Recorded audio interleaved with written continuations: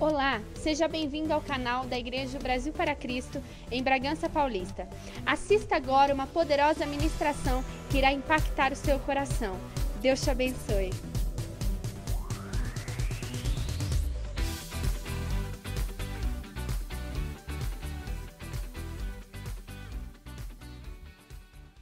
Êxodo, capítulo 3, verso 1. Diz assim: Moisés pastoreava o rebanho de seu sogro, Jetro, que era um sacerdote de Midian. Um dia levou o rebanho para o outro lado do deserto e chegou a Horebe, o monte de Deus. E Neemias 9, versículo 13, diz assim: Tu descestes ao monte Sinai, dos céus lhe falastes, deste-lhes ordenanças justas, leis verdadeiras, decretos e mandamentos excelentes.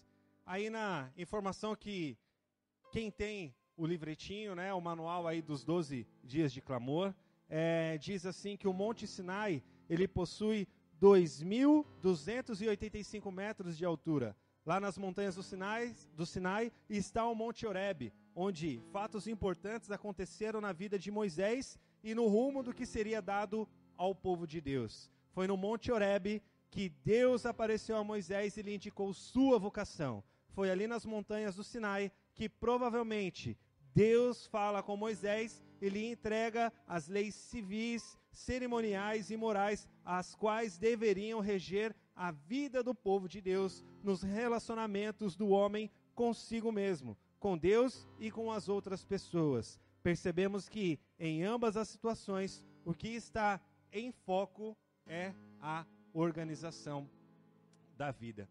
Meus irmãos, um significado para nós a respeito do Monte Sinai ou o Monte Horebe. Eu fui pesquisar e o Monte Sinai ele é composto por várias montanhas, por várias elevações. E uma dessas elevações, uma desses picos se chama o Monte Horebe. Moisés, ele era muito familiarizado com este lugar.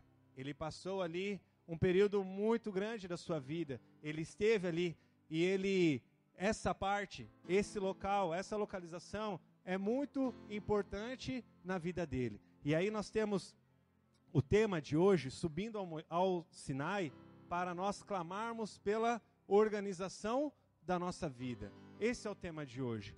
E Sinai, trazendo para nós o significado desse nome, quer dizer para nós o seguinte: um lugar espinhoso e seco. Esse é o significado do Sinai. Esse é o significado do Horebe, né? Quem aqui canta? O Luan, ele fez um comentário aqui agora há pouco comigo, né? Ele falou: hoje vocês podiam ter cantado aquela musiquinha lá no Monte Horebe, né? A sassa ardia, né? Só eu? Só eu que lembro? Não, tem gente aí que tá com vergonha, mas muitos de nós sabem cantar essa música sim, certo? E lá, essa música é muito bem conhecida, na maioria aqui, eu sei que alguns ficou com vergonha aí de querer dizer, mas lá no Horebe foi onde ele teve um direcionamento, um encontro, um lugar onde ele saiu marcado para cumprir com a vontade de Deus. A respeito de organização da vida, nós sabemos que tudo que nós vamos fazer necessita do quê? Qual é a maior dificuldade de um casal, marido e mulher, no seu primeiro dia de casados? Organização, não é? É ou não é? Né? Vou falar por mim, se os outros homens se encaixam nesse sentido, amém. Você toma banho e você coloca a sua toalha onde? No lugar de pendurar? Na cama. O que você fazia quando você era solteiro? Né? Eu vou falar por homem, não vou falar de mulher, né? No trabalho, você era acostumado a fazer de uma forma, aí você muda de emprego. Por mais que você realize a mesma função, você acaba fazendo o quê? Aquilo que você fazia no seu trabalho antigo, mas agora você está num trabalho novo. Organização diferente, maneira diferente de pensar, de agir, missão, visão diferente. E aí o que acontece? Você tem que estar alinhado àquela organização, àquele padrão, àquela forma de pensar. Tudo na vida rege através de organização. O Renan citou aqui através da palavra, do momento de oferta. Se não houver organização na vida financeira, tchau. E eu pequei muito nisso, e ainda falho algumas vezes, por falta de organização. Quando eu peguei essa palavra para ministrar, quando o pastor trouxe o direcionamento, quinto dia, eu olhei e falei, Senhor, muito obrigado. Eu não falei misericórdia, mas eu falei muito obrigado, porque o Senhor é tão carinhoso comigo, porque o Senhor já está falando comigo antes mesmo de falar com a tua igreja, e está me ensinando. Então, é muito importante, em tudo na vida nós sermos organizados. E para ser organizado, meus irmãos, nós necessitamos de uma característica muito importante, que não é só alguns que devem ter, mas todos nós devemos ter, que é disciplina. Sem disciplina não há organização. Sem disciplina não há uma maneira correta de ser bem-sucedido em organização. Seja ela da sua vida pessoal, da sua saúde, da sua vida financeira, profissional, educacional e por aí vai. Até mesmo a sua vida amorosa, sentimental, você precisa ser uma pessoa disciplinada, não é? Sim ou não? Em tudo, na vida cristã, o que nós mais precisamos é ser disciplinados. Porque até mesmo na nossa caminhada cristã, nós precisamos de organização, e para ser organizado, nós precisamos de disciplina. Tem um texto do livro O Desígnio, do Mike Murdock, que ele diz assim: aquilo que você mais odeia, você foi criado para resolver. Ele cita no livro, e eu aprendi e penso assim também dessa maneira, que nós fomos criados para resolver problemas e situações dos outros. Nós não fomos criados para resolver os nossos próprios problemas, mas nós fomos chamados para resolver situações alheias. E aí, eu pegando esse texto e vendo aqui a respeito de organização, e já eu vou chegar no personagem que é Moisés, tem duas coisas que me deixa bem raivoso. No bom sentido, me tira um pouco do sério. É a relação do dinheiro. Então, se o dinheiro ele me deixa nervoso, é sinal que eu fui chamado para resolver o problema de dinheiro. Meu? Não, de outras pessoas. Por isso que eu estou aprendendo a lidar com ele, a aprender dele. Aprender de Deus para cuidar dele. Não aprender e depender dele, ao contrário, mas viver para cumprir com a vontade de Deus. E segundo, eu odeio, eu detesto falta de comprometimento, falta de disciplina. Então, às vezes, eu sou um pouco bem rígido, né? Os meninos aqui, às vezes, sabem, o Luan principalmente, sabe a maneira como eu lido com certas coisas. E isso eu preciso trabalhar com calma, com serenidade. E tem melhorado, graças a Deus, mas isso me tira do sério. Então, são duas coisas que eu já identifiquei. Então, eu pensei, não, isso eu sou chamado para resolver, mas eu preciso de uma coisa muito importante para resolver, que é a organização na minha vida. E essa organização na minha vida, quem só vai trazer é o Senhor. É Deus que vai trazer a organização na vida. Então, você pode pensar aí, tem coisas que eu odeio. E aí eu vou citar um exemplo, eu odeio o som da igreja. Meu irmão, talvez você foi chamado para operar o som da igreja e você está aí, negligenciando, né? Quem quiser aí, estou disponível para ensinar a mexer na mesa de som, a operar a mesa de som. Eu odeio mexer e fazer alguma coisa aqui na igreja, odeio quando alguém faz isso. Você foi chamado para resolver esse problema. Eu odeio quando os irmãos estacionam errado lá. Você foi chamado para ajudar lá os irmãos a manobrar corretamente. Eu odeio quando o irmão fala errado aqui na frente. Então você foi chamado aqui para pregar aqui também na frente, aqui e falar certo, para ensinar os outros, né?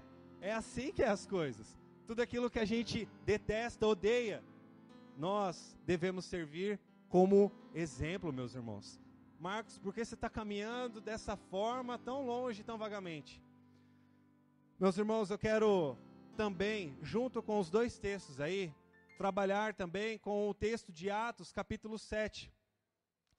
Atos, capítulo 7, é um memorial para todos nós cristãos. Por quê? Porque ali nós temos o início do primeiro mártir cristão após Jesus. Jesus foi o primeiro mártir. Foi o primeiro que morreu pela causa do evangelho. Mas o segundo, a partir registrado pela Bíblia, nós temos Estevão. E em sua declaração de defesa em relação à acusação dos judeus, dos fariseus, daqueles que procuravam de todas as formas abafar, ele trouxe um relato bíblico desde Gênesis até Jesus. E a partir do versículo 22, ele traz a respeito desse personagem que está no capítulo 3.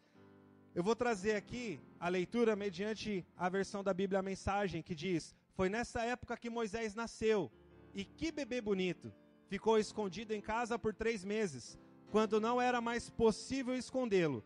Ele foi tirado de casa e imediatamente salvo pela filha de Faraó, que cuidou dele como se fosse filho. Moisés recebeu a melhor educação do Egito e se destacou, tanto acadêmica como fisicamente. Aos 40 anos, Moisés quis saber como era a vida dos seus parentes hebreus e foi verificar a situação deles. Um dia, viu um egípcio maltratando um deles e interferiu. Matou o egípcio para vingar o irmão humilhado. Imaginava que seus irmãos ficariam contentes ao saber que ele estava do lado deles e que iriam vê-lo como instrumento de Deus para libertá-los. Mas eles não entenderam nada disso. No dia seguinte, 2 deles estavam brigando e Moisés tentou interferir, sugerindo que fizessem as pazes e se entendessem. Amigos, vocês são irmãos, por que estão brigando? O que havia começado a briga retrucou: quem deu a você autoridade sobre nós? Vai me matar como matou o egípcio ontem? Quando Moisés ouviu isso, percebeu que a notícia havia se espalhado e fugiu. Exilou-se em Midian e durante anos do exílio teve 2 filhos. Aos 40 anos de idade, Moisés ele teve curiosidade para saber como viviam os seus irmãos. Moisés ele era adotivo do faraó. Ele era um filho adotivo. E isso não ficou oculto a ele. Muito pelo contrário, ele sabia de onde ele estava. Ele foi criado com a sua mãe por uma situação direcionada por Deus, sim. A sua irmã ficou seguindo o cestinho enquanto ia lá no rio, e quando a filha do faraó pegou o cesto, ela mesma disse: quer que eu traga uma israelita para amamentar a criança? E a filha do faraó deixou sobre ela a responsabilidade. A própria mãe de Moisés o alimentou durante o período de amamentação, para depois ele ser devolvido à filha de faraó. Ele cresceu, ele foi desenvolvido. Naquele tempo, o Egito, ele era a potência mundial. Hoje, nós temos aí várias potências, várias nações que são tidas aí como exemplo a ser seguido. Mas, naquele tempo, o Egito, ele era o centro, por assim dizer, do mundo e tinha tudo do bom e do melhor. E ele foi educado, ensinado, alimentado do bom e do melhor. Só que aí ele foi lá ver os seus irmãos como estavam. E ao ver uma situação dessa, um egípcio maltratando o seu irmão, o que despertou nele? Ódio, raiva.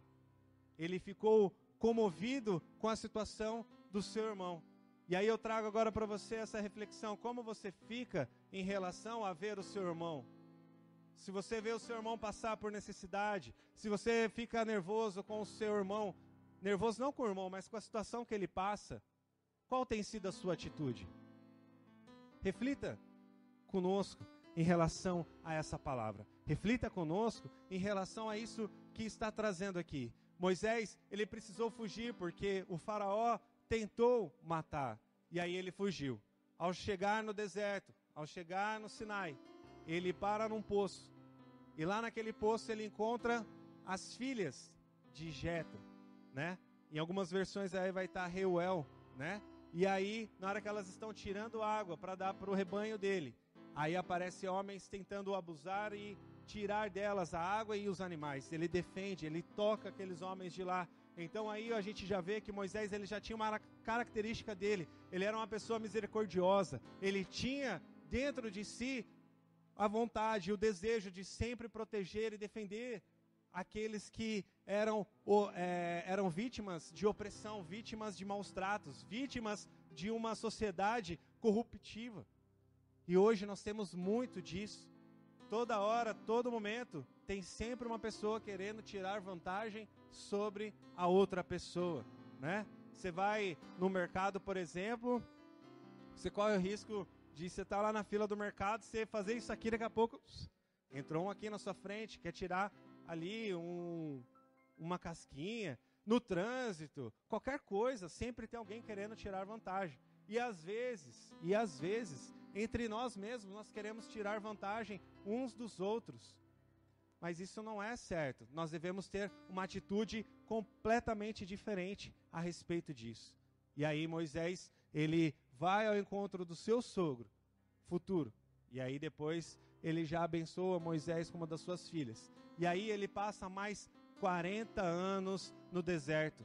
Recentemente, novembro, dezembro, fomos ministrados com uma série de ministrações a respeito do deserto. E a que mais marcou para mim é que o deserto não é um lugar onde nós ficamos. O deserto é um lugar de passagem. Lugar de passagem para quê? Para que haja uma purificação, uma limpeza. Para que o deserto retire de nós tudo aquilo que era ruim. Para que possa ficar tudo aquilo que é bom. Então, meus irmãos, quando Moisés, ele começa a subir o Sinai, são 4 atitudes que acontecem a partir do momento que ele sobe o Sinai.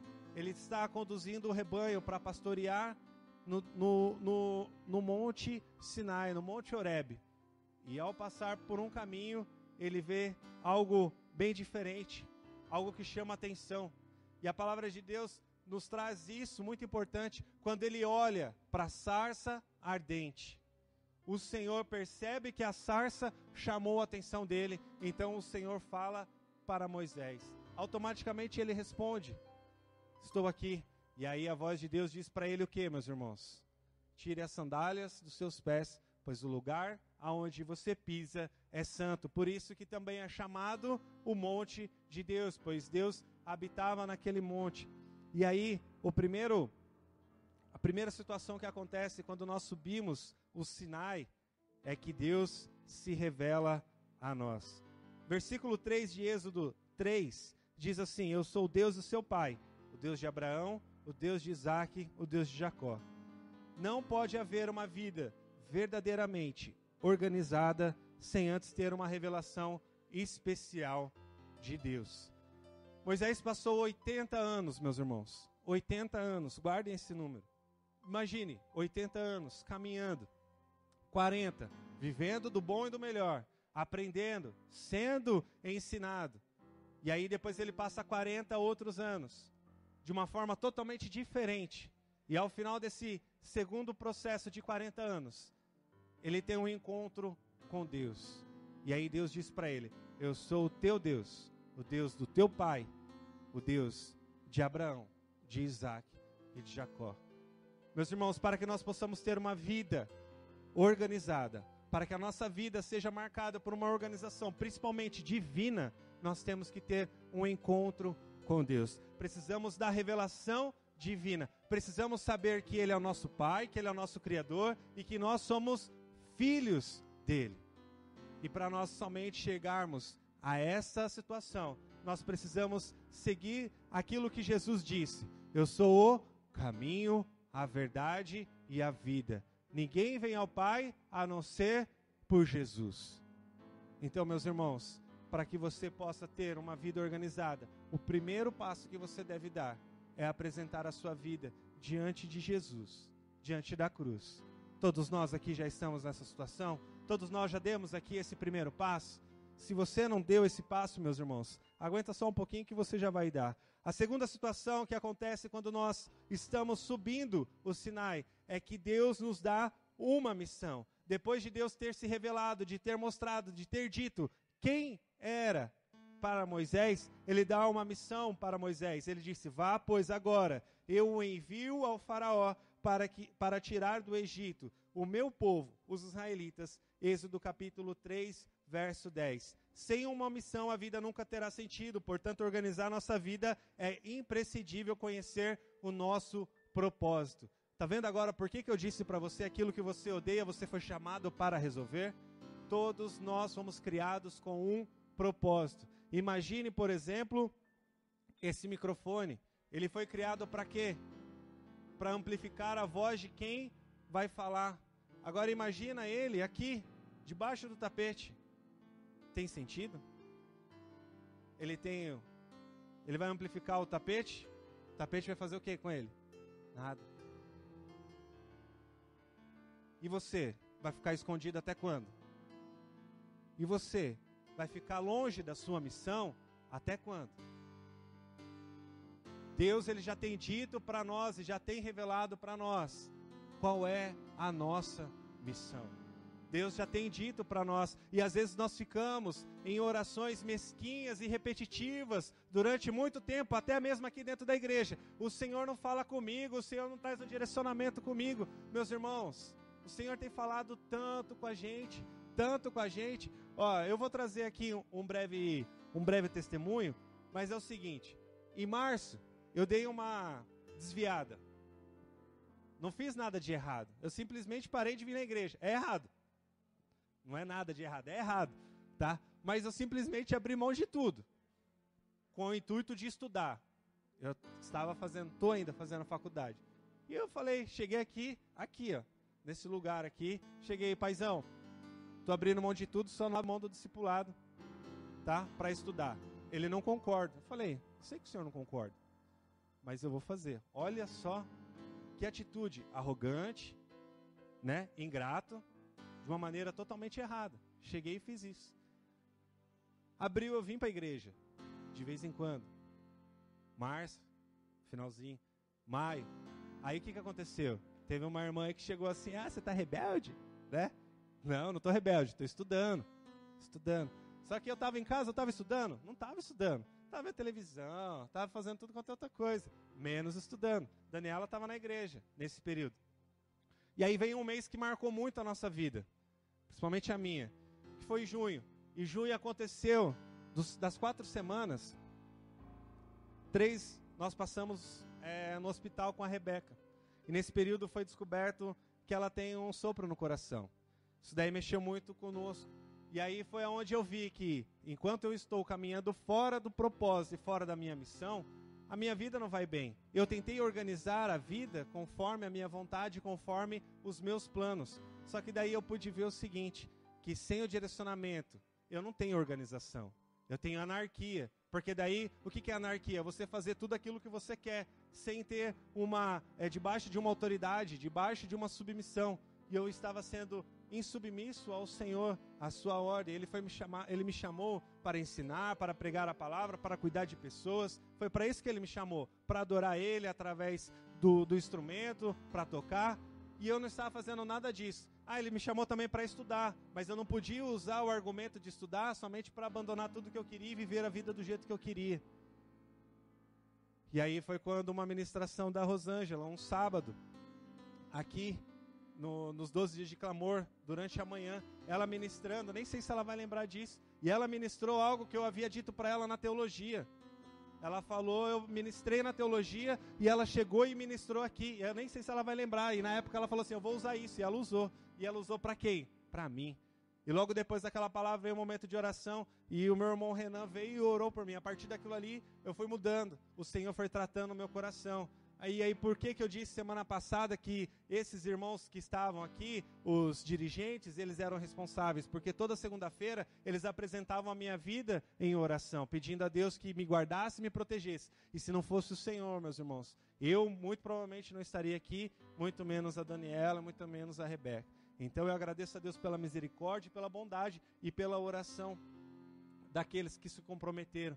E aí eu pude voltar e retornar e ser alinhado novamente, e ter uma vida organizada, porque até aquele momento, por mais que eu estava aqui na igreja tendo atividades, eu não tinha uma vida organizada. Ali foi o meu encontro, ali foi marcado, ali foi onde eu subi o Sinai, ali foi onde o Senhor ministrou e trouxe para mim a importância de ter uma vida organizada, mas segundo o padrão de Deus. Então, meus irmãos, se você quer ter uma vida organizada, verdadeiramente, você deve buscar a revelação do Senhor. Não adianta você estar lá fazendo e não estar produzindo nada. Não adianta. Todos nós somos chamados para anunciar o Evangelho. Todos. eu tenho que pregar aqui? Necessariamente não, mas nós temos que pregar com a nossa vida lá fora, através do testemunho, através das nossas atitudes. Isso é fato, não tem negociação. Todos nós somos chamados para sermos esse tipo de exemplo. Todos nós somos chamados para orar, interceder, apresentar a vida uns dos outros. Antes de abrirmos a nossa boca para falar mal de algum irmão, a nossa boca ou o nosso coração tem que se abrir perante Deus e apresentar a vida dessa pessoa, pedindo ao Senhor que dê misericórdia e dê força para ela. Eu aprendi isso comigo mesmo, com a minha situação. Eu pude ser jogado fora, mas não. Quando eu quis ser jogado fora, foi aonde eu fui mais protegido, foi onde eu fui mais guardado, mais amado na minha vida. Então, meus irmãos, o segundo passo é que verdadeiramente a vida organizada ela só vem quando Deus revela o quão especial você é. E você sabe o quanto você é especial porque você é único. Deus te fez com características, com habilidades, com dons, com talentos que só você tem. Eu não tenho o dom que ninguém aqui tem. Eu não tenho habilidade. É parecido não é igual. Parecido é diferente. Eu posso ter até uma habilidade igual do Will a tocar baixo, mas não é igual a dele. Ele toca de uma forma, eu toco do outra. É diferente, não é igual. É parecido. Parecido é igual? Não. Não existe nada igual. Nem carro é igual. É igual? Tem o mesmo chassi? A mesma placa? Nem o mesmo valor vocês pagam? Então, meus irmãos, nada é igual. Você é diferente, você é especial.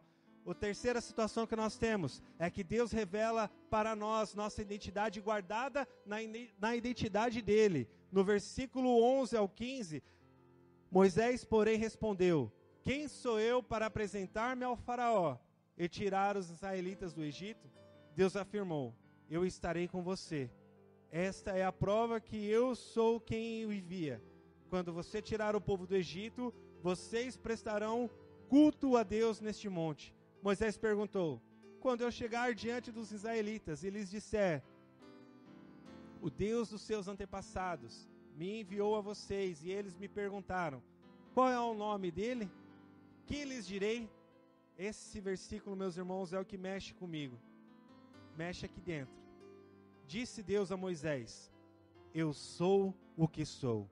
É isto que você dirá aos israelitas: o eu sou me enviou a vocês. Disse também Deus a Moisés: diga aos israelitas: o Senhor, o Deus dos seus antepassados, o Deus de Abraão, o Deus de Isaac, o Deus de Jacó, enviou-me a vocês. Esse é o meu nome para sempre. Meu nome, qual serei lembrado de geração a geração. Se vocês queriam saber qual é o nome de Deus, meus irmãos, está aqui na Bíblia, fala qual é o nome de Deus. O eu sou.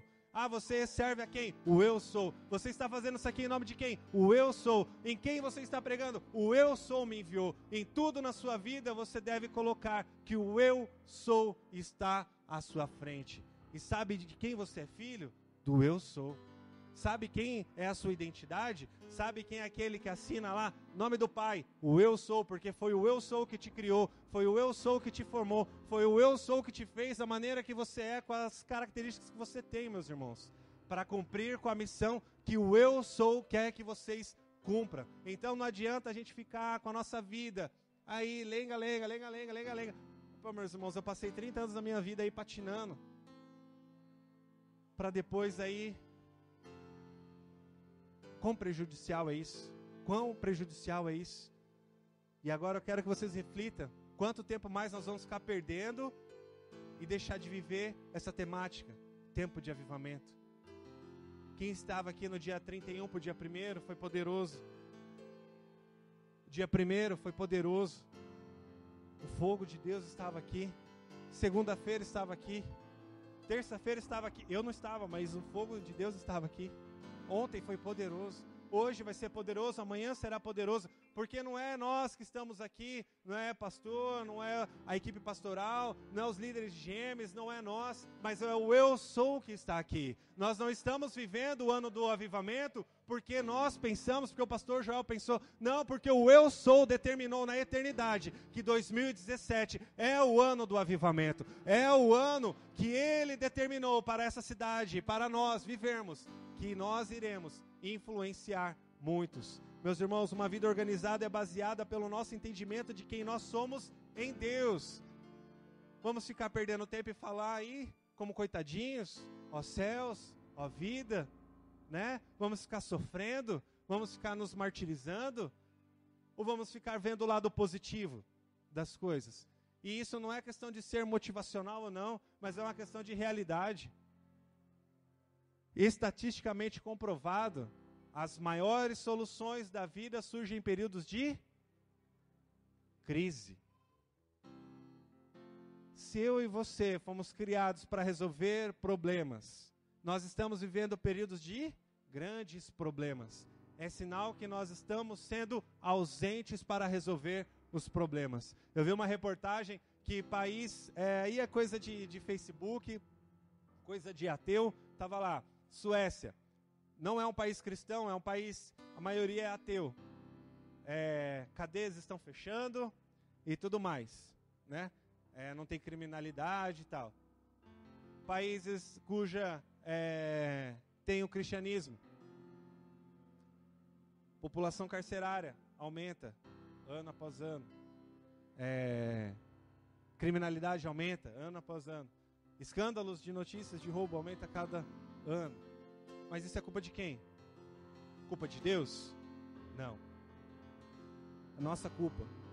Porque às vezes nós deixamos de cumprir com a nossa missão. Nós estamos tão organizados com a nossa vida que esquecemos da vida que Deus preparou para nós. E às vezes até mesmo dentro da igreja, nós estamos organizados, mas nós não estamos atingindo o objetivo, cumprindo com a missão. Quem está certo de que Deus age em nós e por meio de nós, é impossível manter uma vida desorganizada. Nossa identidade está, meus irmãos, guardadas em Deus. Então por isso que eu e você precisamos estar constantemente no Monte Sinai. Sabe por quê? Porque é lá onde Deus se revela de uma forma especial para nós. E é lá onde Ele vai revelar a sua identidade em Deus. Não sou eu, não é os meus irmãos que pregam, que trazem a palavra, não é o líder de GEMES, não é o discipulador que vai revelar para você qual é a sua identidade em Deus, mas é a sua vida, a sua dedicação, o seu joelho no chão, o seu quarto de guerra, que vai definir quem você é, que vai revelar a sua identidade, que é a sua entrega a Deus. É Ele que vai te dizer quem você realmente é. Você está perdido? Eu não sei quem sou. Então você está perdido, você está desorganizado, porque você não ora, porque você não jejua, porque você não busca Deus. Falo isso com propriedade, tá? Porque eu era assim. Se quer debater comigo depois, também pode vir. O quarto passo para uma vida organizada. Deus garante a organização, revelando a nós a sua lei. Disse o Senhor a Moisés: suba a mim ao monte e fique ali, e lhe darei as tábuas da pedra com a lei e os mandamentos que escrevi para a instrução do povo. Aí já é lá na frente, Êxodo 24. Moisés voltou para o Egito.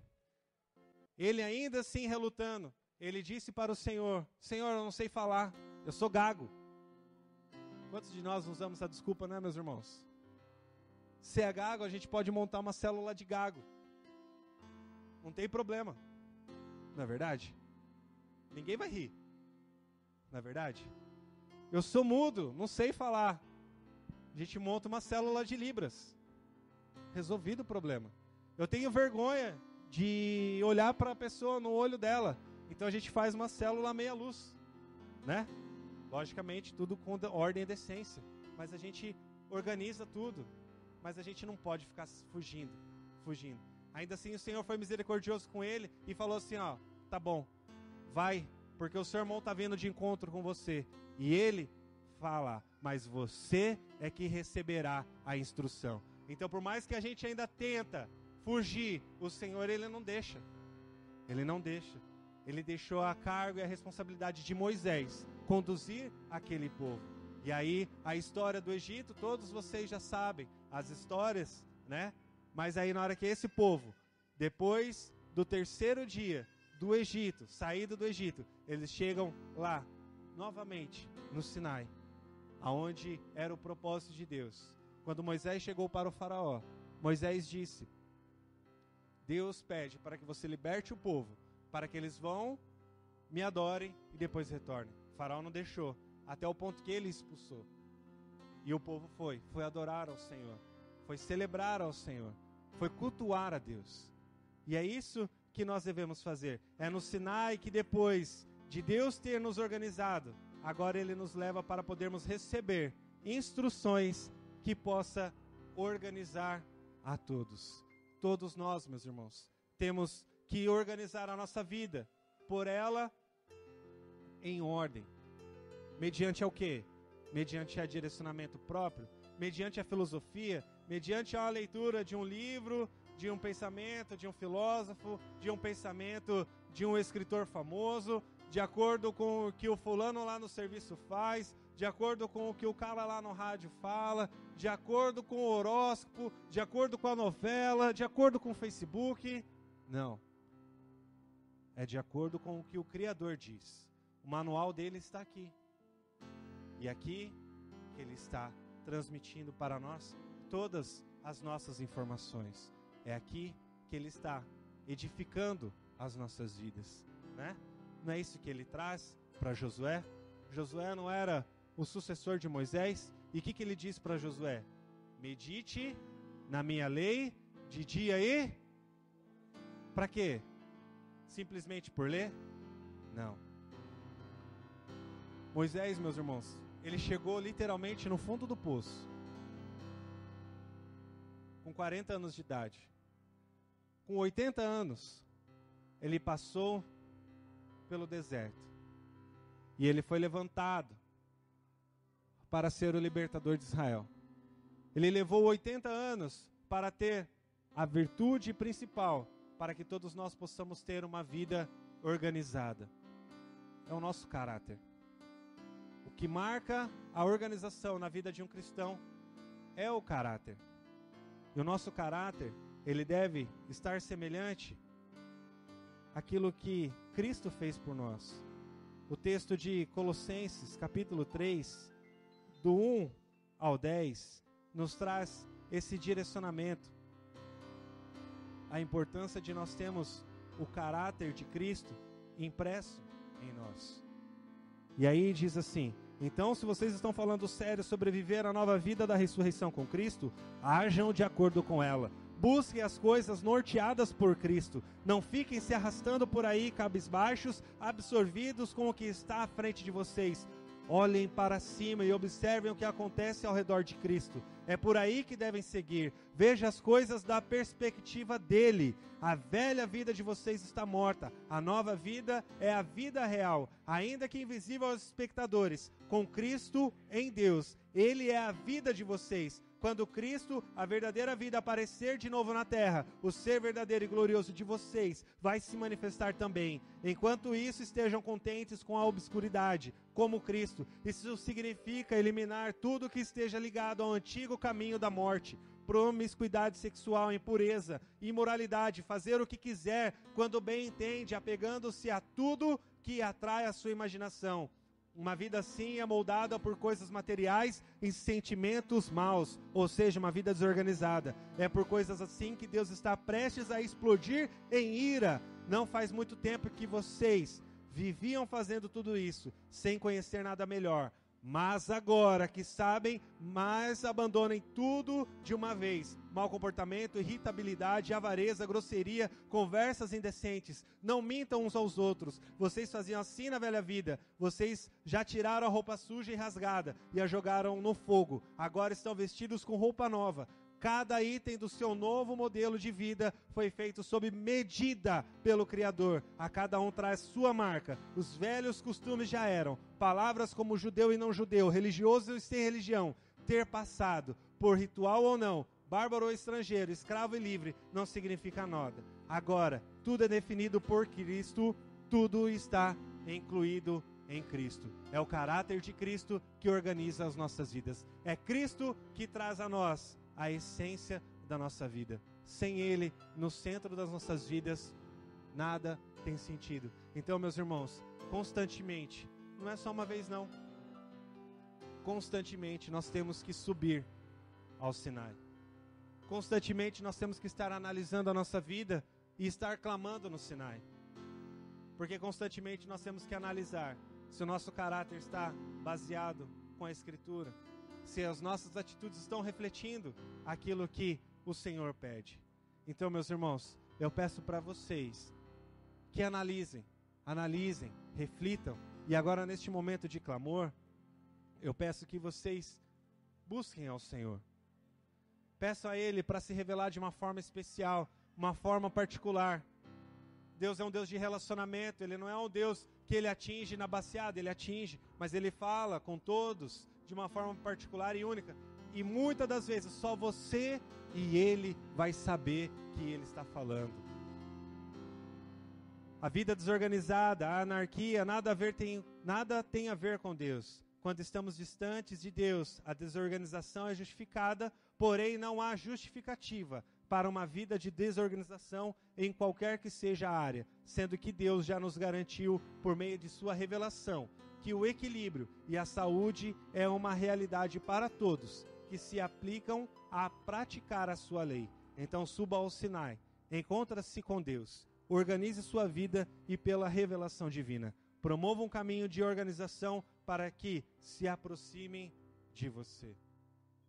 Peço para que você agora dobre o seu joelho, para quem pode. Que você seja abençoado por esta palavra. Obrigado por assistir os nossos vídeos. Compartilhe, curta e se inscreva no nosso canal. Que o Senhor seja com você. 2017, ano do avivamento.